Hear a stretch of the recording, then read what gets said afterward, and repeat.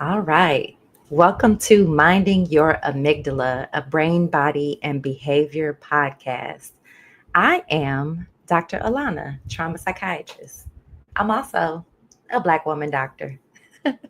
And this podcast is really about being able to answer some of the most pressing questions that come to me through you all, through many other spaces about mental health and what we need to do to improve our mental health.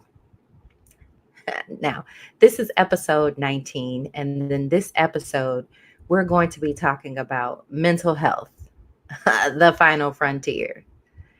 It is so important that we take some time to just have a very real and upfront conversation about human mental health because we're not doing that well. Okay. We're not. We are not okay. Okay. Look around. It doesn't matter what news source you get your news from, you will see that there is a great deal of turmoil, of reactions, of violence, of people doing some pretty terrible things to each other. So, in this podcast, one of the things that I do is do my best to tie together mental health concepts and neuroscience. And the reason for that is because for so long, we have been watching behaviors that people have.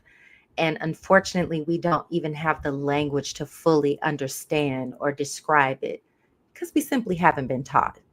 So, in some ways, this is my gift to you because I no longer prescribe medications. The information is the medication. So, in this particular episode, we're going to explore today that we're living in a time of this huge paradox where we have modern medicine, we have high technology, we've actually made progress. Now, I'm not going to say we are great at talking about things like racism or human sexuality or gender differences or racism and religious things. But, we've at least gotten to the point where we're talking about um, child abuse and how those things affect a person as they get older, or we're discussing and studying the difficulties that are residual from the way that our history as humans has developed.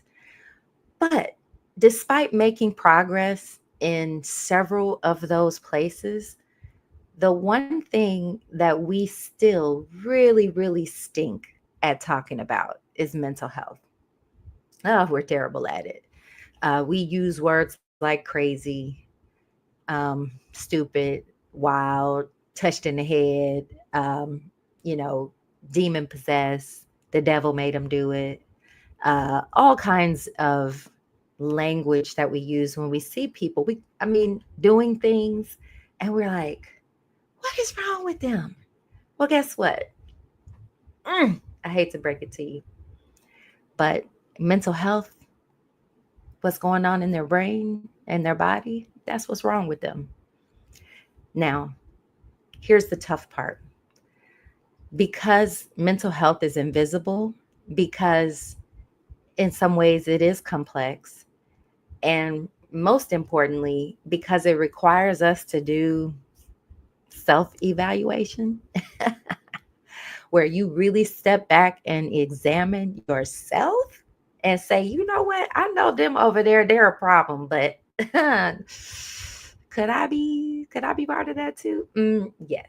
I hate to break it to you, but you cannot be all the way well in a society that is as grossly unwell as ours is. Let's talk about some numbers. And I'm not just talking about America, because we're having problems all over the globe.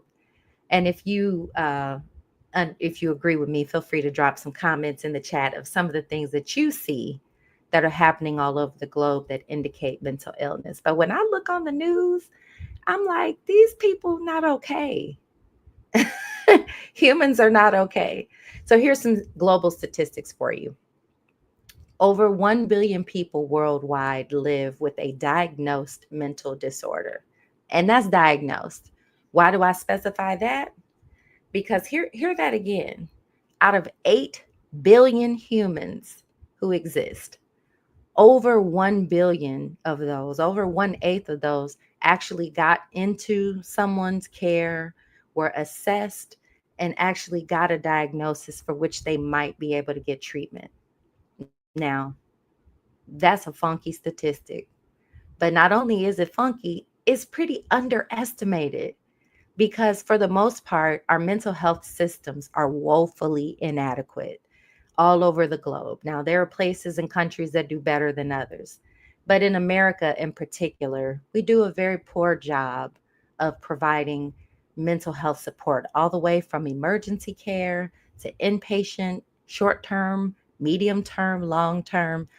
All of our mental health systems are busting at the seams with patients, have too few providers who are trained to actually give the culturally competent and trauma informed care that they need. And our systems are fragmented. Mental health is the redhead stepchild of the insurance companies. They steadily cut down the payments to therapists and psychiatrists and other mental health practitioners, nickel and diming them for their skill set. It's wild if you think about it. Because guess what? Why do we separate our mental health from our physical health? That's our first mistake, right? All of us have a body, it has a brain, that brain has chemistry, and your body has things that are happening that ultimately result in you having a mental health experience. Depression is a leading cause of disability globally. Suicide is the fourth leading cause of death amongst 15 to 29-year-olds. If you have a society where a bunch of people are feeling so bad about what's going on in their life that they would choose to exit it rather than continue to live it as we've set it up, then something might be wrong with how we're doing things. I'm just saying. Mm, you know, a good scientist would say, "Hey, if I'm doing something and I'm seeing it's not working, maybe I need to go back and consider what I'm missing here, because maybe there's something missing." And I'm here to let you know that this is the missing conversation. Some United States statistics. According to NAMI in 2023, a study said 1 in 5 adults will experience mental illness annually. So, what does the US have? Like 330 million ish people? 1 in 5 actually get diagnosed and get in front of somebody who actually may have some answers for them. And of course, we know that so many others never get there because they end up in prisons, they end up in hospitals or dead, they end up in schools that can't address their needs, but they end up in institutions often before they truly actually are helped within the space that they live in. 50% of mental health conditions begin by age 14, 75% by age 24. In other words, when life is lifing, absolutely, it becomes difficult sometimes to keep your mind positive and to deal with all the stresses that may be coming at you. And then that in turn affects your body and your internal state. There are statistics that say that the economic cost of untreated mental illness costs the United States 193 billion annually in lost earnings. And those lost earnings, as we know, we need that, right? We need that to sustain ourselves in this society where so many things, we're being attacked from so many sides.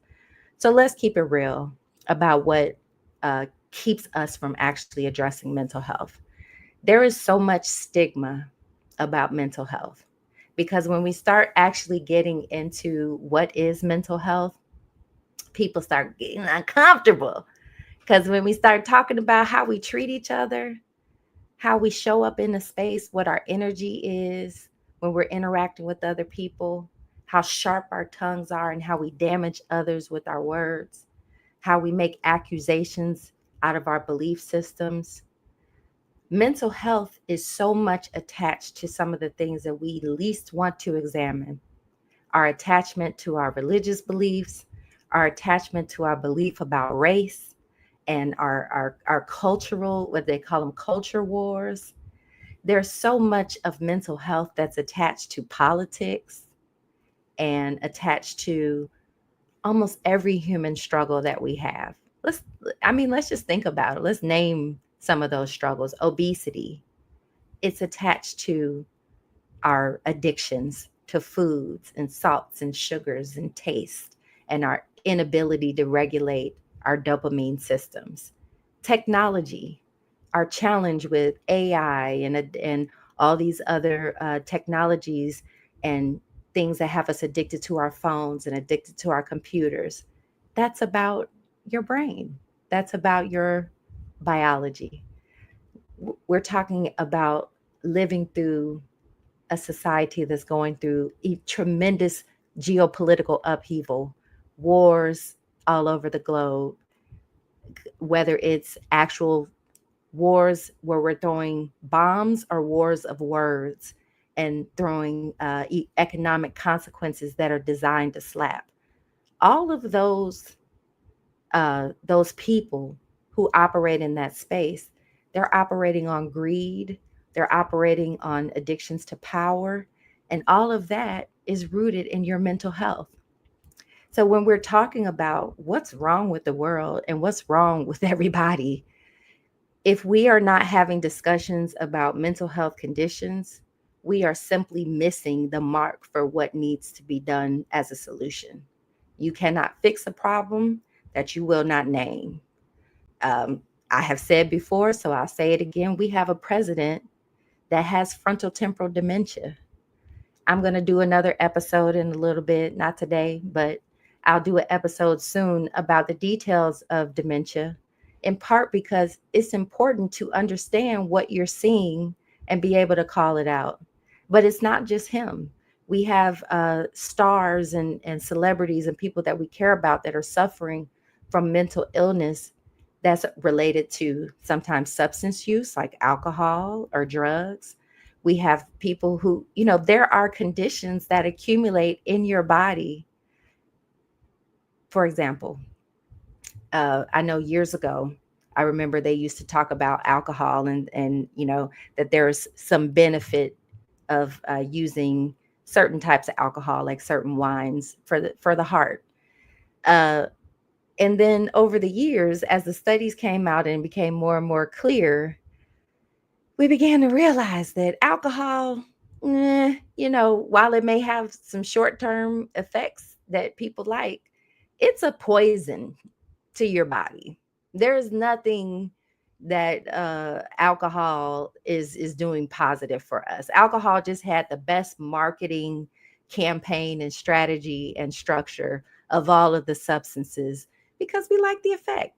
And we don't like anybody to tell us that our favorite drink or our little habit that we just do a little something here and there, that it may not be good for us. But let's be frank about it.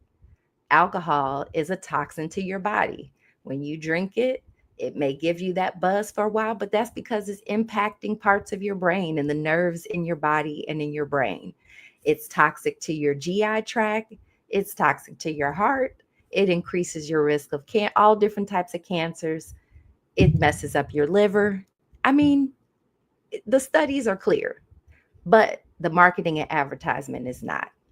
So I use that as an example of a clear issue that there is a deep-seated fear of actually looking at our relationship with that thing and being able to say, hey, that actually qualifies as a mental problem if I am consuming something that is actively damaging to my body and causes me to do things that are damaging, because we can talk about the psychological impact of alcohol shutting off your prefrontal cortex and making you impulsive and disinhibited, right?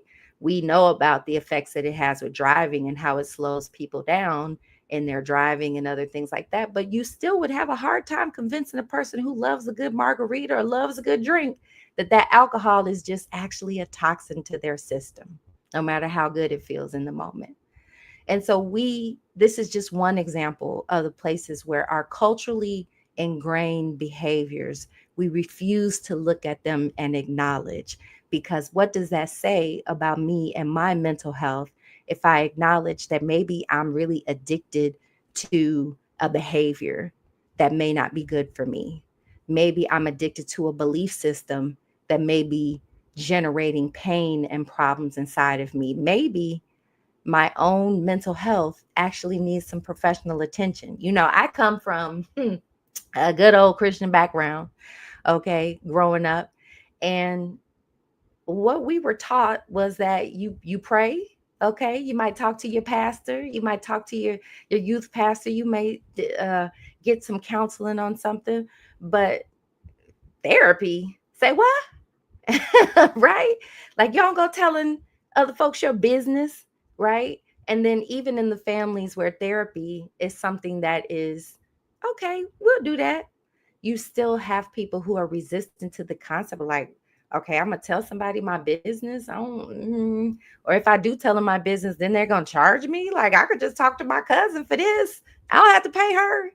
But here's the thing: we now have gotten to a space where if you listen to people and you listen to the more and more people as they share their story, we're starting to realize that we all have challenges.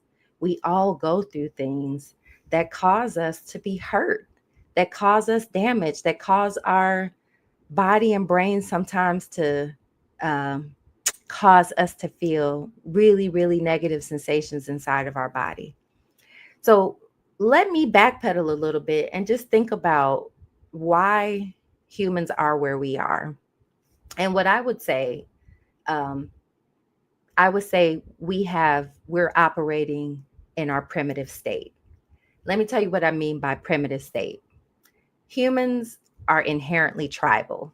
Okay. If we look at our historical development in this earth, we know that we have evidence of human ancestors that go back millions of years. But, the modern human civilizations that have developed in the last tens of thousands of years, all of them were in a fight for survival.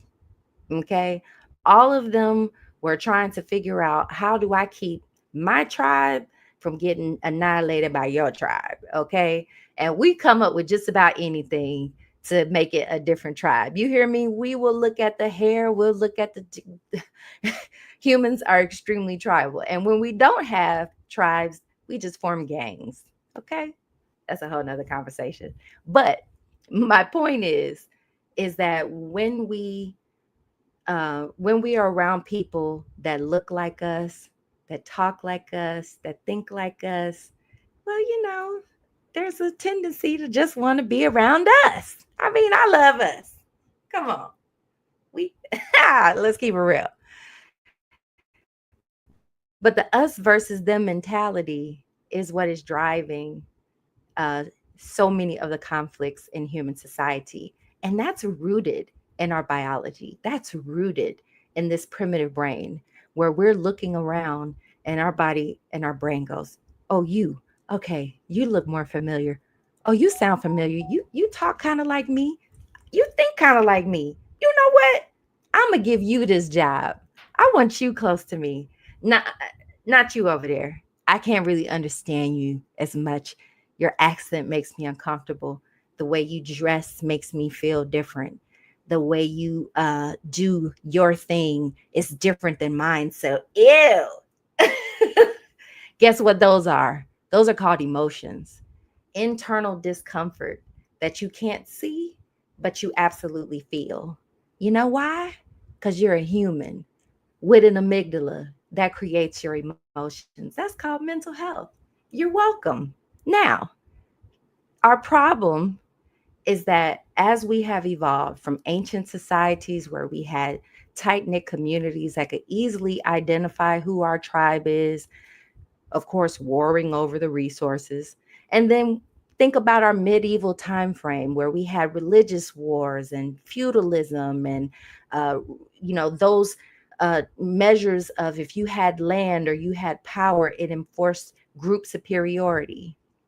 And then fast forward on to the 15, 16, 1700s, as the beginnings of what we now call America came about, there was obvious colonialism and slavery and a whole pseudoscience that popped up around racial separation and divisions that justified oppressing other people that looked different, that hair did something different. If their skin color did something different, we could say, hey, mm-mm, we don't like that, right? Now, if we look at, and I don't know how many of you have ever really thought about this, but we have seen the connection between the caste systems that hold so many people hostage in poverty and in a lower state of society in societies like India.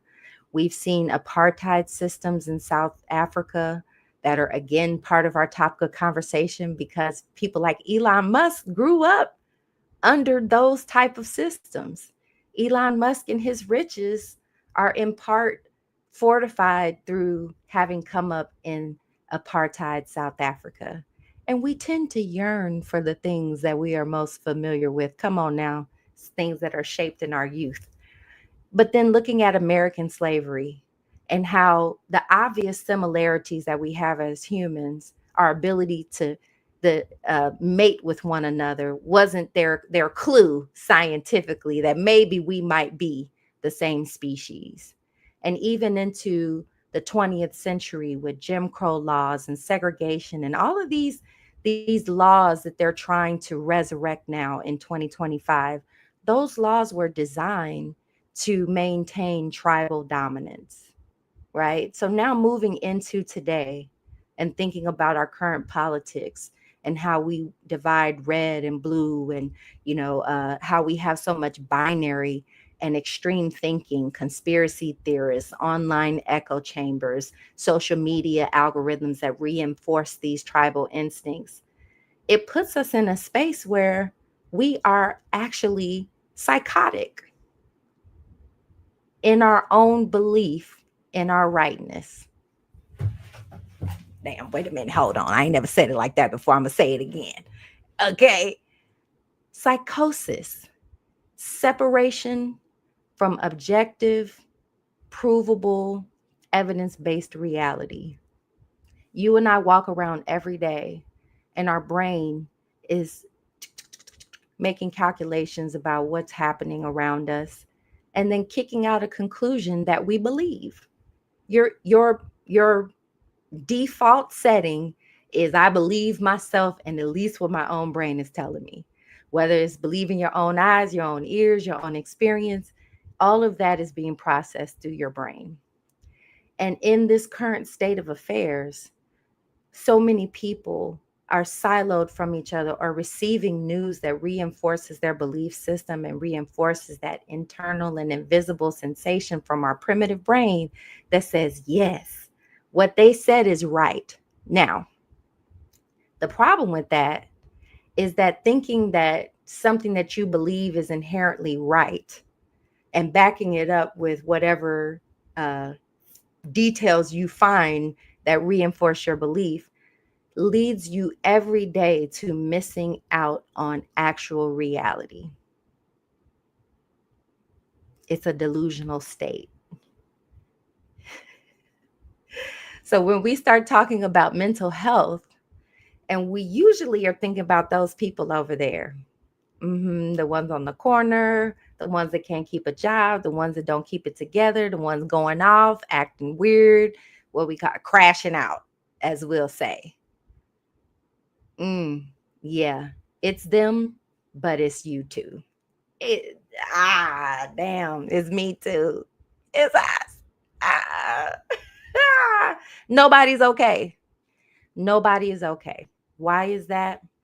Because we have not learned to have the most basic discussions about human mental health and where it comes from, what causes us to think the way that we do. Let me give you an example of the psychological, the reason that I think mental health is so difficult to address in America. some of you may know this, but there was a condition in psychiatry in the early years of American psychiatry called drapetomania,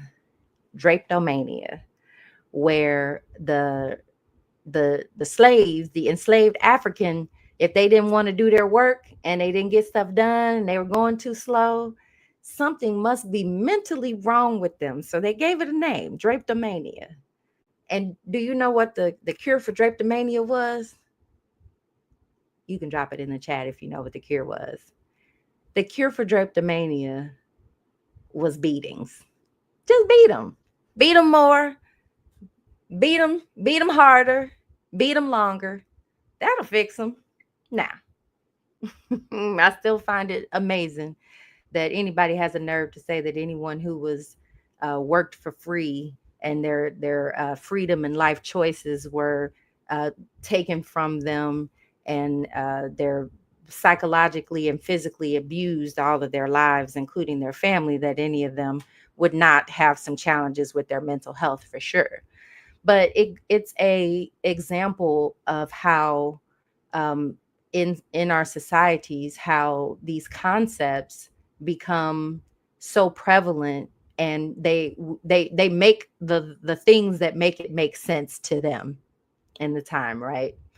So we still are doing this, by the way.